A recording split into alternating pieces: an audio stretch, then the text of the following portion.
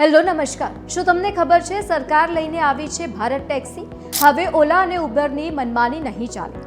ઓલા Uber જેવી cab service અંગે વારંવાર અનેક ફરિયાદો મળે છે। ક્યારેક કારની અસ્વચ્છતા તો ક્યારેક મનમાની, ભાડા વૃદ્ધિ તો ક્યારેક રાઇડ્સ રદ થવાની પણ સમસ્યા। આવી તમામ મુશ્કેલીઓ દૂર કરવા માટે સરકારની નવી સેવા ભારત ટેક્સી આવી રહી છે। કેન્દ્ર સરકારે ભારત ટેક્સી નામથી કેબ સેવા શરૂ કરી છે। આ સેવા ઓલા ઉબર જેવી ખાનગી કંપનીઓ માટે મોટી સ્પર્ધક સાબિત થઈ શકે છે, કારણ કે તેમાં કાર માલિકો અથવા ડ્રાઈવરોએ કંપનીને કોઈ પણ કમિશન આપવાનું રહેશે નહીં, એટલે કે આખી આવક તેમના પોતાના ખિસ્સામાં જ જશે।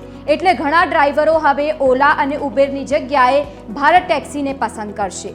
ભારત ટેક્સી દેશની પ્રથમ સહકારી ટેક્સી સર્વિસ હશે। આ સેવા મોટા પાયે ડિસેમ્બરથી શરૂ થશે, પરંતુ તેનો પાયલટ પ્રોજેક્ટ નવેમ્બરમાં જ રાજધાની દિલ્હીમાંથી શરૂ થશે।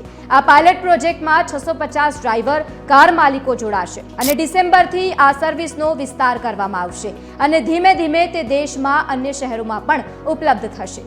જાણકારી મુજબ ડિસેમ્બર સુધીમાં આશરે 5000 ડ્રાઈવર આ સેવા સાથે જોડાઈ જશે અને વિવિધ શહેરોમાં લોકોની અને તેમજ તેમની કાર સાથે સેવા આપશે। હવે કેવી રીતે આ ભારત ટેક્સી કામ કરશે? તો ભારત ટેક્સીને કેન્દ્ર સરકારના સહકાર મંત્રાલય અને NEGD એટલે કે નેશનલ ઈ ગવર્નન્સ ડિવિઝને મળીને તૈયાર કરી છે। કેન્દ્ર સરકારે તેના માટે સહકાર ટેક્સી કોઓપરેટિવ લિમિટેડ સાથે સમજૂતી કર્યા છે। આ પ્રાઇવેટ કંપનીની જેમ નહીં, પરંતુ એક સહકારી સંસ્થા તરીકે કામ કરશે, એટલે કે ડ્રાઈવર પણ તેમાં સહમાલિક રહેશે।